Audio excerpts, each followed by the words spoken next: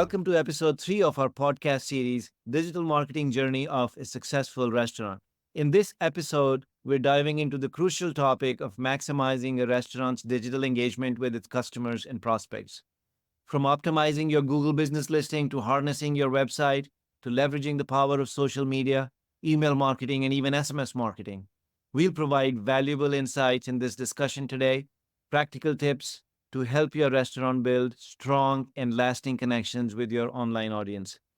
Join us as we navigate through these digital strategies and learn how to drive awareness and foster loyalty and ultimately boost your restaurant's business growth and revenue using effective digital engagement. Now, let me start with defining digital engagement, at least for the purposes of this conversation. The digital engagement for a restaurant refers to the interactions and connections a restaurant establishes with its online audience. These include current customers and potential prospects through various digital channels: search, website, social, email, and SMS. Digital engagement encompasses all the ways that a restaurant interacts with its audience to drive awareness and loyalty and business growth. I'm thrilled to welcome Peter, my co founder, and our in house veteran of all things digital marketing. Welcome, Peter. Hi, Anurag. I'm also thrilled to welcome Elena Ruiz, who leads our marketing automation and AI integration. Welcome, Elena. Hi, Anurag. Okay, Peter, you talk about Google business listing as being the most valuable digital marketing asset of a restaurant. Can you share with our audience what makes a restaurant's Google business listing so vital in maximizing its digital engagement? And maybe even talk about what a restaurant should or could do to take advantage of its Google business listing to maximize the engagement opportunity. Sure, happy to do that. Look, first and foremost, remember, I always talk about findability. And the number one way that consumers look for a new restaurant is to go to Google. So Google's the number one search engine. As part of that, you've got to make sure that your restaurant's Google business listing is initiated and up and running with all the accurate information that's needed, right? The Google business listing, think of it as yours to populate if you're a restaurant owner. By doing so, it allows you to display all the essential information that your restaurant's got. Things like hours, your menu, contact details, so on and so forth are there to be populated by you, but you have to do it and do it accurately, right? Also, from the Google business listing, customers can read your reviews on your restaurant and ask questions about your restaurant. They can see photos, they can foster interactions, they can gain trust, they can learn everything that they need to about your restaurant, and it can support special events for you too. By optimizing your Google business listing, you can attract customers that you don't already have who are actively searching for a place to go eat. It's critical and essential that your Google business listing is found. Now, at Platter, interestingly enough, even with larger chains with 40, 50, 60 locations that have their own marketing departments, we find many of our restaurants that have not claimed their Google business listing. The owner hasn't gone in and said, yes, this is my restaurant. Yes, these are my hours. Here's my photos and whatnot and so forth. So critical that you do that. So what is the engagement opportunity? So because it's got all of these variables that are valuable that I talked to you about, the way to engage is you want to recognize that the consumer can come in from the Google business listing. They can click and go to your website.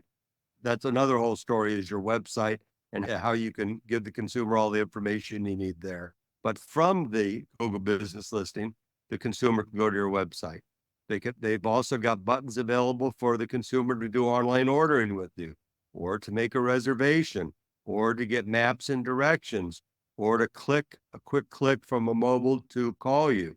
They can review your ratings there. They can review you themselves and see past ratings that have happened. And there's even a new chat feature where the consumer can chat with the restaurant through the Google business listing. So how can you, as the restaurant owner, optimize the GBL or Google business listing in order to maximize engagement from consumers looking for a new restaurant? Well, number one, you've got to go in, claim your Google business listing, complete it, make sure that it's accurate, and that all the information on it is accurate. I can't tell you how important accuracy is there, because if the information isn't accurate, Google will recognize that and won't show you on a search when a consumer is looking for a place to eat. You've got to make sure that included in your GBL are what you think of as the best and most high quality photos of your restaurant, including a really good exterior photo of your restaurant. So many times we see pictures of restaurants with no exterior photos. And if the restaurant, as an example, is in a mall, the consumer doesn't know that they've arrived. So they get directions there and they really can't find the restaurant when they get there, right? Also, you add all of the relevant content that you've got. Do you offer delivery? Do you have a deck? Do you offer seating, wheelchair accessibility? Do you have handicap facilities inside, so on and so forth? All is there for you to complete. And then, of course, you've got to have regular posts and features updates. If your deck is closing for winter, say so. If you're opening it for spring, you need to say so too. So last thing I would tell you is you can buy advertising on Google Maps sponsorships, and that too will drive more traffic to your restaurant. It's always great to hear you describe, Peter, the immense value of a restaurant's Google business listing, and especially today in the context of engaging the restaurant's customers and prospects online. Thank you. Sure. And though, Anurag, as we said earlier, the restaurant has to claim it and keep it accurate. Again, and I know from dealing with our restaurants, the lane of more than us.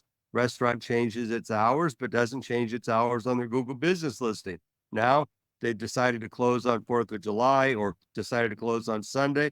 What do they end up with? Disappointed consumers wanted to go to their place, show up there on Sunday, and they're really not open, right? So the restaurant owner or their surrogate, could be Platter, has to keep up with all the information on their site.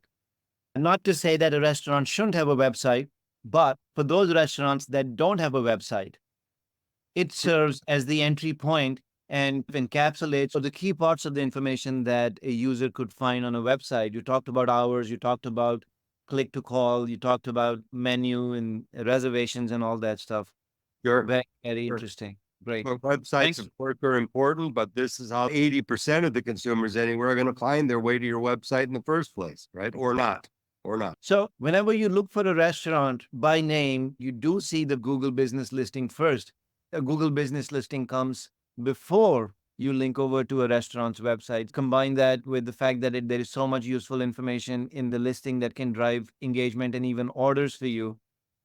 A Google business listing may be better than or a more valuable asset than a restaurant's website, right? Sure. You need both, but if you said which one's a need and which one's a nice to have, need to have your Google business listing accurate and completed, right? Nice to Yeah. have a website, and you should have a website, but boy, you'll get nobody to the website without the GBL in the first place. Right. Okay, let's get it down to the restaurant's website. Elena, maybe you can jump in and help us understand what makes a restaurant's website its engagement powerhouse. We talked about the Google business listing, but you can do so much more with a restaurant's website. So, how can a restaurant leverage its website to maximize its engagement with the potential customers and prospects? Thank you, Peter. I totally agree with what you mentioned about the Google business listing. I hear you when you say that it is sometimes even more important than a website. As you said, it's good to have both of them, right? Because a restaurant website is its most comprehensive and detailed digital asset for fostering and growing digital engagement. Some examples. First, it serves as a central hub for information, reservations, online ordering, and promotions. Another example is that in a website, you can showcase the menu, share the restaurant story, collect customer data. I'm always focusing on data, but it's really important for a restaurant. And last example is that with SEO optimization, you can attract organic traffic and you can integrate seamlessly with other digital channels like social media, email marketing, and that way you can enhance customer interactions and loyalty. Okay, so let's say people are coming to your website. How would you maximize engagement with them?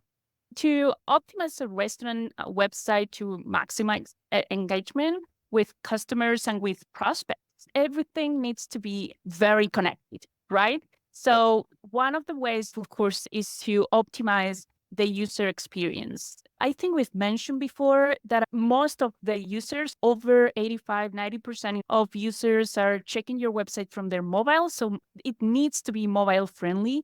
It needs to be very easy to navigate. Everything needs to be very clear, simple, very simple. And of course, it needs to be fast loading. I say that as a user. I hate when I try to enter a website and it takes forever to load. I sometimes don't wait for the site to load and quit, and I don't even get to the website. Another very important point, you need to have really good images, videos of the interior of your restaurant, the food, the preparation, people enjoying. But all those type of media needs to be optimized for a website.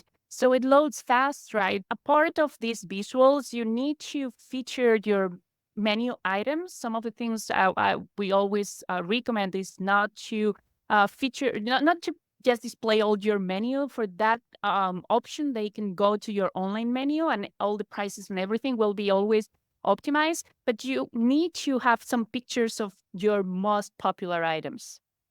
Of course, you need to connect this to Google Business Listing because that's the first point of contact. Also, on your website, it's good to have a prompt or some news. What are the holidays and what are your special hours so people can plan accordingly. And some of the things I've mentioned before are those interactive features like online ordering, reservation, etc. are also very nice ways to maximize and improve the engagement. So we could talk about the restaurant website ad infinitum, no doubt. But I'd like to reiterate the key points that you made, Elena. First, the restaurant's website should be super mobile friendly. Second, that the website should load really fast. And finally, the importance of high quality videos and images. Thank you, Elena, for your excellent description of why and how a restaurant can use its website to maximize digital engagement with its customers and prospects. And now we get to social media, Peter. Isn't it the third pillar along with the restaurant's website and the Google business listing, right? Sure. So social media day in and day out is becoming more and more important for any business and in particular restaurants. So here's what I think about that. So I've talked in the past on our podcast about findability, right? So Google business listings and your website are all about findability.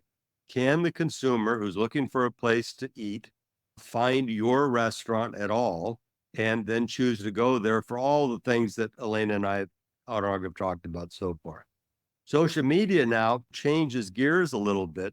And now social media is trying to less focus on findability and more focus on top of mind awareness, right? So if the consumer can find you, GBL and website are the way to make sure that they can, then you want to be top of mind with your consumer on a regular basis by using social media as a channel that keeps them going. So channels that are important for our restaurants are Facebook, Instagram, Google, TikTok, X, which used to be Twitter.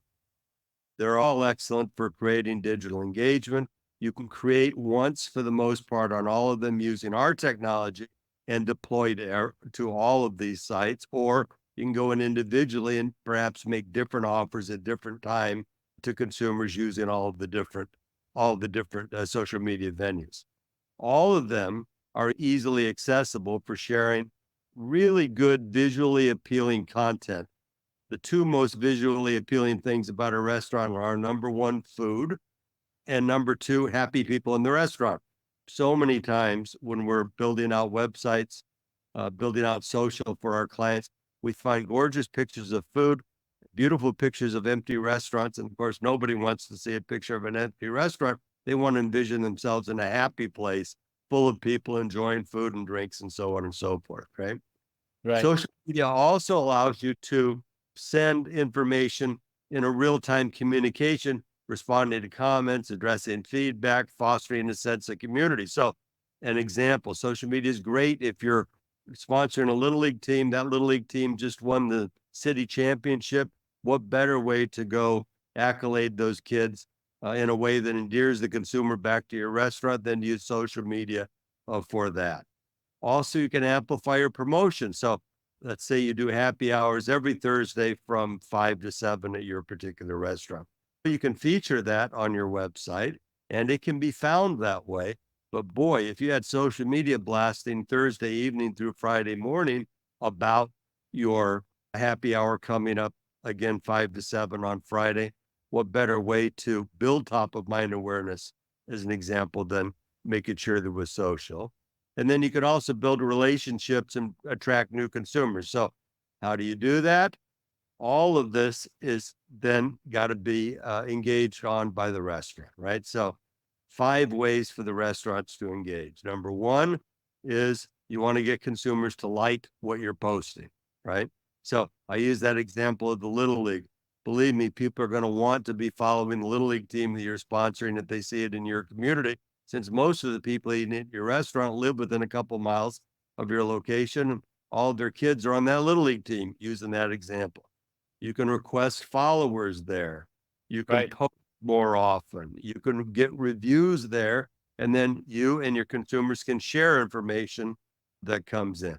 So if you want to maximize, here's the 4 rules for it. Make sure you've got high quality photos and videos. Reels are a really cool way because they get so much more viewership than stagnant photos, right? You ask customers to share their information, their dining experience using branded hashtag.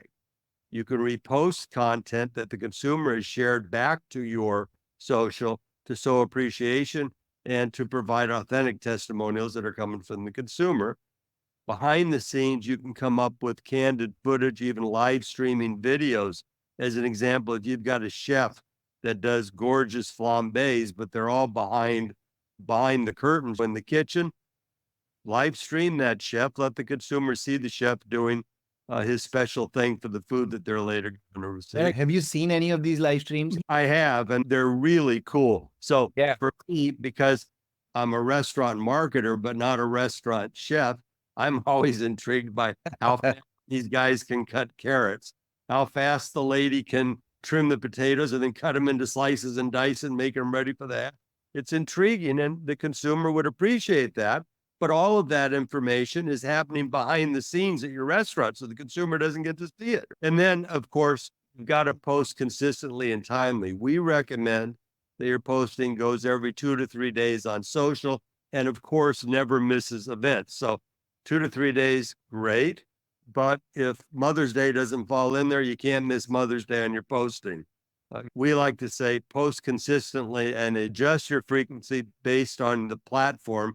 And this is frequency and timing both, right? TikTok consumers tend to view TikTok at a different time of the day than do Facebook consumers. You can bet that a Facebook consumer is a little bit older than a TikTok user. So the TikTok user might be up later in the evening while the Facebook consumer earlier in the day, right?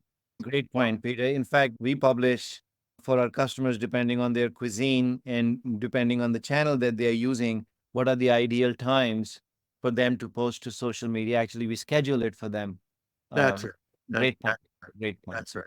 Then we ask our restaurant owners, which is tough because of time, to get involved and repost, right? So if they're taking a note of their social media and if the right sorts of things come in, then they need to be reposted for the restaurant so more and more consumers can see them.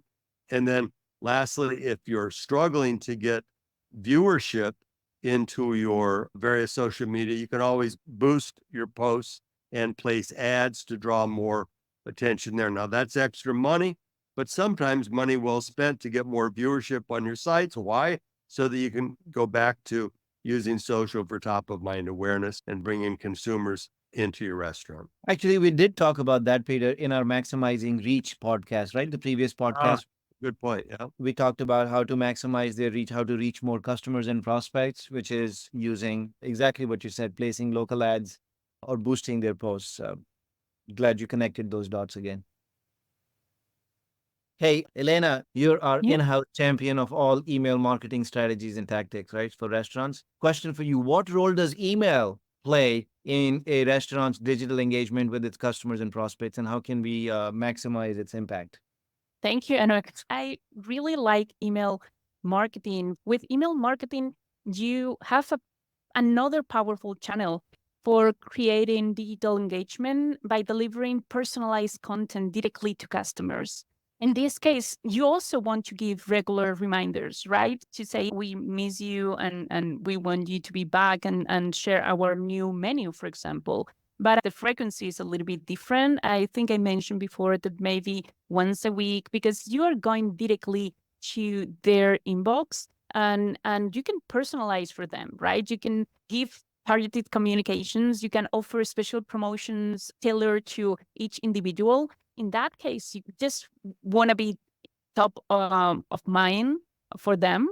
You can, of course, use automated campaigns for birthdays, discounts, or follow-up emails, as I was just mentioning. And of course, emails are a very good way to also encourage word of mouth referrals, right? I think it's an essential channel for building strong engagement with restaurants' audience. Um, there are three key ways here to initiate customer engagement, of course, with opens, with clicks, and with forwards, right? You want people to share, same as in social media. When you send interesting event information, people may want to forward that to their family, to their friends, to try to gather together and go to the restaurant event, right? To maximize the engagement with email, the first thing is you need to keep a clean list of emails. What this means, of course, we were mentioning before that on the website you offer loyalty programs, you offer opt-ins, you offer them to get your emails. But if for some reason they want to opt out, you need to provide a nice, really easy to find opt-out link on your emails. So you keep a clean list that helps you really reach all your audience that is willing to hear from you. That's most important. And then, of course, you want to send compelling and regular offers and reminders. And of course, as I was mentioning before with the website, you need great restaurant visuals everywhere, not only the website. You need a great subject lines because that's the first thing that people will see on their email. And of course, the second option is clicks or even forwards. And then you need prominent call to actions for people to click on the email, go to your website, go to your social media. You need to drive traffic to all your channels from the different channels, right? And from email is a very nice way to do it. Thanks, Elena. The really interesting thing that you spoke about, one, is that the email, it really represents a one-to-one marketing piece. It can be very visual. It's highly personalizable. You also bring up a really important point. Email is an on-ramp to the other three pillars of digital engagement that we talked about. I knew you were going to make a really strong case for email marketing, and I think our audience will agree that the role of email marketing is unmatched. Peter, there is one more topic that we can't let go. SMS has to play a significant role in driving a restaurant's digital engagement. Can you share your thoughts on its importance and how a restaurant can leverage SMS marketing to maximize its digital engagement with customers and prospects? Yeah, happy to. One thing that comes to mind when we're talking through all this is we're saying, hey, here's what to do, how to do it. I can honestly tell our restaurant owner listeners, when it comes to email and it comes to SMS both, really best to let marketing professionals handle it for you. Plenty of input should come from you. All of the styles, brand building opportunities ought to come from the restaurant owner, but you really do need professionals to manage both your email list and your SMS marketing list. So think about that as you're going. Now, the reason I say that is independent restaurant owners are competing with some of the best marketers in the world, right? Every day you're competing with Pizza Hut and Domino's and Burger King and McDonald's. And oh my gosh, they've got real estate on their side. They've got marketing on their side. They've got every possible advantage going for them. And here we are as independents trying to compete with them to put calories in the stomach of the consumer. It's hard to do. It's not an easy task to get notoriety. And email and SMS are so key. The way Elena talked about it, easier said than done. I just recommend that our restaurateurs think about getting professional help with both. But let me talk about SMS now for a minute. So Yeah. mobile SMS, or think of it as text marketing if you're not familiar with the term out there, is really an effective message for restaurants to initiate their digital engagement due to its immediacy and its open rates. So nothing puts butts in seats like SMS marketing, and nothing is as quick to respond as SMS marketing, and nothing gets you responses back to the store or back to online orders like SMS marketing does, right? So you can send personalized messages directly to consumers' phone. Restaurants can quickly communicate special offers, promos, event reminders, and you can do it tactically. If you have a slow lunch and you think that portends a slow dinner, SMS marketing is one of the tools that can fix a slow dinner for you right there on the spot by this evening at 5 when your dinner time starts, right? SMS is ideal for time sensitive updates like daily specials, limited time deals, so on and so forth. And the personal nature of SMS fosters a direct connection between you and your prospect or your customers. Now, you can reach people instantly. You can provide relevant, concise information. It's a powerful tool for driving foot traffic and for enhancing your customer loyalty. Digital marketing itself via SMS occurs in two ways: opens and clicks, right? Okay, so here comes some of the keys ways how to maximize digital engagement, right? First and foremost, you have to have a privacy policy with SMS compliance on your website. Again, professional marketing firm like Platter, we help clients every day putting a competent privacy policy up on their site. You need to have a well-defined and compliant SMS opt-in program on your website. And if you don't have that, then you shouldn't be using those numbers for promoting to the consumer, right? And you can embed short links to the restaurant's website, to reservations pages, to online ordering, etc. Lastly, you've always got to have a reply to stop or some fashion of an opt out, or you risk getting blocked by the sender. So again, SMS is so useful, so good at putting butts in seats for you, so good at using for your very best promotions. Probably, by the way, not the place just for reminders because the consumer will opt out on you. One example I always use with our clients: if you happen to be in a part of the country where you're going to open your deck on or about Mother's Day for outdoor seating, there's plenty of ways to announce that the deck's open. Email's a good way. Social media is a good way. Posting on your website itself is a good way to say the deck is open. It's not the place to use social media for SMS marketing. Now, if that's going to open the deck on Mother's Day and your promotion is Moms Eat Free, now that is the place to use your SMS marketing for it. The consumer will respond to it and the consumer will show up happy with mom in tow for the special of that day. It's one of the best methods for getting consumers to respond quickly and in a very timely fashion. It almost always needs promotion to go with it, meaning some sort of cents off, dollars off, 2 for 1, something special going with it. Thank you, Peter. Wow. What really struck me is how many people open their SMS. So when we see that we have 50% open rates in email marketing, we think, wow, 50% open rate. SMS marketing has 90% open rate.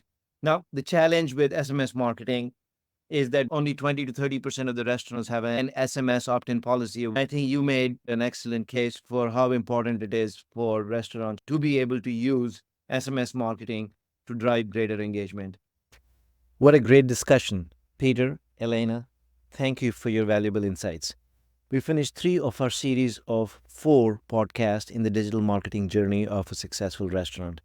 In our episode next week, we will dive into how a restaurant can and should take its digital presence, its digital reach and engagement to conversion, the final step. Specifically, how to put more butts in seats by bringing in new customers, increasing repeat customers or repeat orders, and increasing the average order size. Look forward to seeing you guys again at our next week's recording. Until then, goodbye. Goodbye. Thank you, Anurag. Thank you, Peter. Thanks, guys.